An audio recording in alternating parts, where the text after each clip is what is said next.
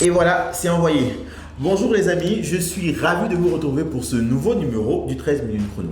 Alors comme vous, chaque jour j'utilise mon ordinateur, mon smartphone et aussi Internet. Ces nouvelles technologies font partie de notre quotidien, mieux elles ont complètement bouleversé notre vie. Aujourd'hui, on utilise Internet partout et pour tout. Si certains surfent sur la toile pour s'informer ou se divertir, d'autres par contre y travaillent. Et ils s'y sont installés au point où, sans internet, impossible pour eux de faire avancer leur business. Les amis, aujourd'hui on s'intéresse à ceux qui ont leur bureau sur le digital ainsi que quelques-uns des métiers qui sont nés avec internet. Et moi j'ai 13 minutes chrono pour vous raconter tout ça. Allez, on y va.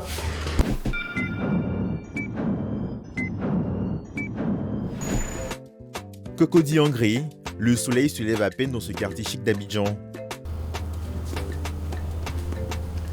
Chez Alika aussi, c'est l'heure du réveil. Une fois debout, direction la salle de bain pour se brosser les dents et se laver le visage.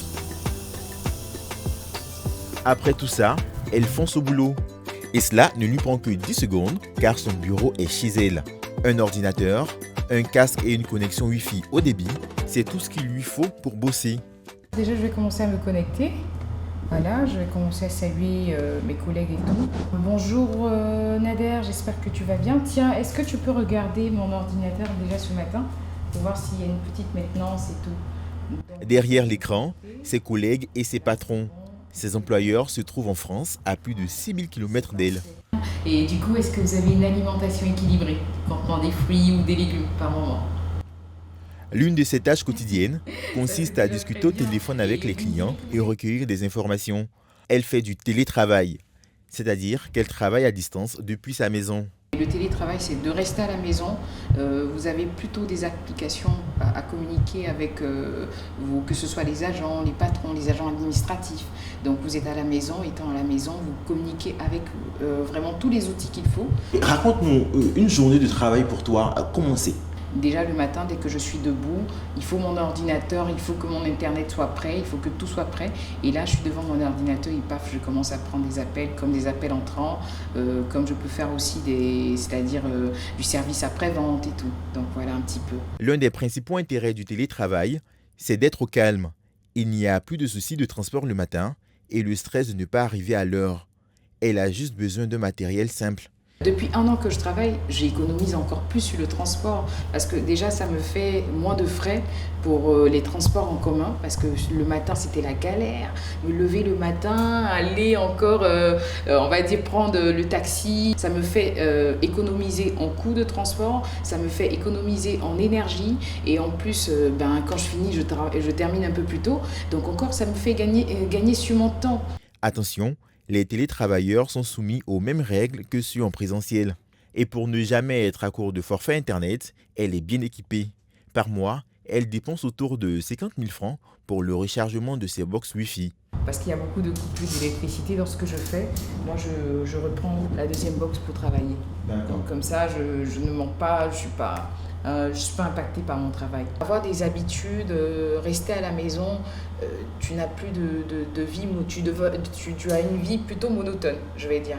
Une vie qui est plutôt monotone et ça commence à faire, je vais dire, la routine pour toi. Et pour quelqu'un qui n'est pas un routinier, moi je ne conseillerais pas en tout cas.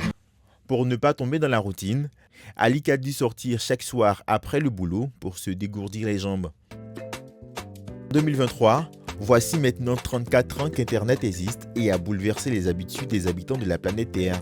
C'est sûrement l'une des plus grosses révolutions que le monde a connues ces dernières années. Aujourd'hui, Internet connecte plus de 3 milliards d'humains. Ils discutent, s'informent, partagent ou encore achètent en ligne. Internet a surtout fait naître de nouveaux métiers. Emmanuel est l'un de ces hommes qui ne jure que par cette technologie. Il a vu en cela une belle opportunité d'affaires. Il y a quelques mois, il crée son entreprise de marketing digital. Grâce à son expertise acquise en la matière, il aide ses clients à se repositionner sur le digital. Et justement ce matin, il termine un dernier brief avec l'une des marques pour lesquelles il travaille. Mais je n'ai pas eu le retour au fait, par rapport au second mail au fait.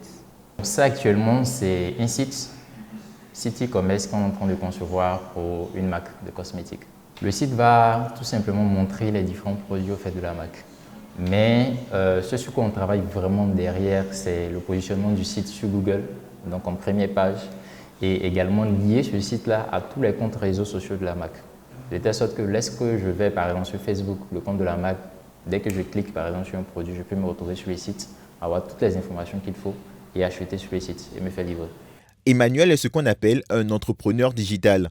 Son entreprise existe uniquement en ligne, ainsi que les services qu'il propose. Si par exemple l'entreprise existe déjà en ligne, on va maintenant checker ses différents comptes ou bien ce qu'il a eu à faire pour voir qu'est-ce qui a marché, qu'est-ce qui n'a pas marché et en fonction de ça, recadrer maintenant tous ces différents éléments.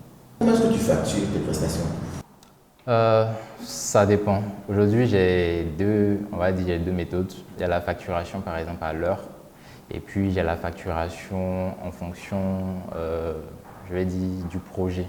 Si on part sur une personne qui a déjà peut-être une présence en ligne et c'est juste peut-être l'animation de ses pages, l'intervalle peut commencer au minimum à partir de 150-200 jusqu'à évoluer au fait. Si on doit faire une stratégie, alors l'intervalle commence minimum à partir de 350 jusqu'à évoluer. Aujourd'hui, il y a des personnes également qui vont nous contacter pour faire juste la publicité en ligne. Donc cet intervalle aussi commence à partir de 200. Pour en arriver là, il s'est fait former de sorte à maîtriser tous les rudiments en la matière. C'est vrai qu'avant Internet, on a eu à vivre, avant nous, des personnes ont vécu sans Internet. Mais aujourd'hui, on est tellement ancré dans Internet que c'est vraiment difficile. Moi, j'ouvre juste mon ordinateur et si je suis dans un endroit, automatiquement, le réflexe, c'est que mon ordinateur se connecte au fait. Et j'ouvre mes dossiers, mais tout est en ligne. Parce que je ne peux pas concevoir une seule minute ne pas avoir accès à Internet. Parce que je travaille sur Internet, donc c'est essentiel, ça devient vital pour moi. Plusieurs des clients d'Emmanuel présents sur le digital utilisent les réseaux sociaux pour vendre leurs marques. Ceux en charge de s'occuper des marques s'appellent les community managers, un autre métier né avec Internet. Et j'ai justement rendez-vous avec l'un d'entre eux.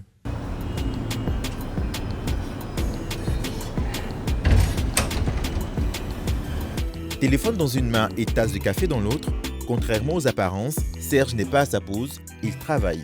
Et tu es ce qu'on appelle un community manager et aussi social media manager. Effectivement. Raison pour laquelle tu es sur ton téléphone. Effectivement, c'est ça. Donc, comme tu l'as dit, je suis en même temps community manager et social media manager. Et donc, l'un de mes outils de travail, c'est bien évidemment le téléphone. Donc, tu peux me voir certainement en train de manipuler, mais attention, je suis en train de travailler, quoi. Le travail du community manager, c'est d'animer la communauté d'une entreprise ou d'un particulier sur les réseaux sociaux.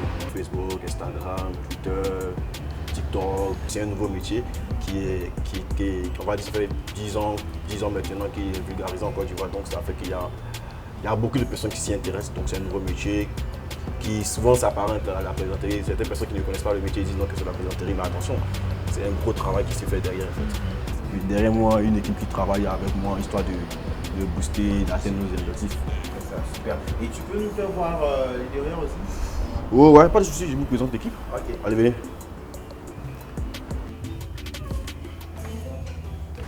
Ok Fabi, allez, bienvenue chez nous. Donc voilà un peu l'équipe derrière le social media manager que je suis et voilà, on travaille en bonne coordination et ça se passe super bien. Concentrés sur leurs ordinateurs, ils font tous des métiers liés au digital. Pour travailler, Serge peut aller n'importe où, au bureau ou ailleurs. Un véritable nomade. Il est surtout connecté à Internet presque 24 heures sur 24. Ce matin, qu'est-ce que tu as posté? Oh, ce matin, déjà, mon premier post, je l'ai fait à 7 h. Ce matin, j'ai parlé du conseil des ministres qu'il y a eu hier. Okay. J'informe et je divertis. Ok. C'est amener mes abonnés à se distraire entre midi et deux. Et dans ce que tu fais, qu'est-ce que tu ne dois pas partager? La première des choses, c'est de ne pas publier les choses en dessous de la ceinture. En une année, le média en ligne pour lequel il travaille a réussi à accumuler plus d'1 million d'abonnés sur Instagram. Un défi remporté grâce au contenu diffusé et à la stratégie mise en place. Là, c'est combien de publications par jour environ? Ouf, une vingtaine. En information, en contenu créatif, en vidéo. Sur Twitter, par exemple, on ne sera pas long, on sera court. Sur Facebook aussi, pareil. Sur Instagram, on va donner un contenu assez long, assez détaillé. Si aujourd'hui, Serge occupe les fonctions de community manager, rien ne prédestinait ce diplômé en langue à entamer une carrière dans le digital. L'anglais, mais c'est la communication. Et je suis passionné de communication à la base. C'est-à-dire que bien avant même que je rentre en fac d'anglais, j'étais déjà passionné de communication. Et donc, c'était pour moi très évident que je finisse dans la communication. Il n'y a pas de social media ou de community manager qui ne commet pas d'erreur dans l'exercice de sa fonction. J'en ai commis certains, mais qui ont été vite rattrapés, qui ont su le gérer. D'autres ont vu à Internet une véritable opportunité d'affaires et ont décidé de l'utiliser pour leur activité. Nous quittons les bureaux du média en ligne pour les cuisines de Michel à Riviera.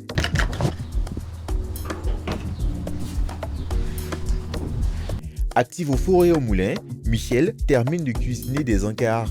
La cuisine de sa maison est le lieu où elle passe le clair de son temps. Pour cause, elle tient un restaurant virtuel. Hello Fabrice. Bonjour Michou, comment tu vas? Ça va. Oui. Ça sent très bon ici dans ta cuisine. Merci. Et là, tu étais en train de faire... Oui, la boulette d'escargot. Boulet d'escargot. Oui, je te dis. Ah, c'est fait avec quoi? Ah, ça c'est le secret. D'accord. Avec des escargots, bien sûr, et plein d'autres légumes, quoi. Je tiens un stand de restauration, voilà, qui se fait uniquement avec les services de livraison. Donc le principe, c'est que je cuisine à la maison et je fais venir un livreur pour livrer, pour acheminer la commande en fait. D'accord. Voilà, le client, j'ai pas de contact avec le client, tout se fait via les réseaux. Via les réseaux, on va dire via Internet. Parce que sans Internet, bon, on ne travaille pas d'activité. Pour vendre ses repas, Michel utilise des plateformes de vente en ligne ainsi que des réseaux sociaux comme Facebook ou WhatsApp. Chaque matin, le menu du jour est posté et envoyé aux clients. Une fois que ceux-ci reçoivent les propositions, ils passent leurs commandes. Ils n'ont plus qu'à attendre quelques minutes le temps de recevoir leur livraison. C'est vrai que tu es en ligne, mais tu as aussi des charges. Bien sûr, j'ai beaucoup de charges. Il y a la facture de courant, Internet surtout. Parce que sans Internet, l'activité n'existe pas. Donc la première charge, en tout cas, c'est de charger la box. Voilà, pour que il y ait toujours Internet pour faciliter l'arrivée des commandes. C'est ça. Et ça te revient à combien Internet par mois?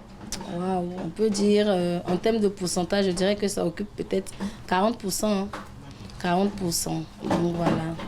Des charges, quoi, on va dire. Un restaurant physique, on reçoit le client, on lui parle, on a accès à lui plus facilement. Je vais dire qu'un restaurant physique est un peu plus facile qu'un restaurant en ligne. On ne voit pas forcément le client et on ne peut pas lui poser toutes les questions, par exemple, à quel moment il veut, quelle cuisson, tout ça, c'est un peu difficile. En fait. Justement, on va voir ce que tu vas préparer là. D'accord. Et puis à la fin, comme cette fois-ci, tu as un client physique qui est là, il va goûter et puis il va te dire comment est-ce qu'il trouve ça. Pas de soucis. Doré, les boulettes aussi. Alors Fabrice, voilà tes assiettes. D'accord. Voilà, donc c'est prêt. On a des boulettes d'escargot, des ailerons et un mini burger. D'accord, vas-y.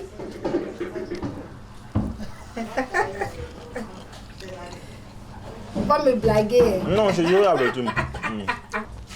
Parfait. Excellent. J'adore, j'aime beaucoup. Merci. Est-ce qu'à l'avenir, tu comptes ouvrir un restaurant physique ou pour l'instant, tu es uniquement dans le restaurant en ligne? Bon, c'est un projet, hein. C'est un projet, ouvrir un bon restaurant physique et tout. Mais pour l'instant, je me plais dans mon stand de restauration. Allô? Au bout du fil, le livreur chargé de récupérer la commande. Dépasser le conteneur bleu sur la droite, un mur rouge portail noir et un 4x4 noir garé devant. Alors Fabrice, on est à la fin de la préparation. Là, comme tu vois, on a fini. Le livreur est devant la porte. On va lui donner le colis pour qu'il aille livrer au client. Alors, monsieur? Cette commande ira chez des clients à l'autre bout de la ville. La Côte d'Ivoire compte plus de 13 millions d'internautes avec une pénétration d'Internet estimée à 45%. En janvier 2023, les statistiques ont montré que le pays compte plus de 5 millions d'utilisateurs des réseaux sociaux, soit plus de 17% de la population totale.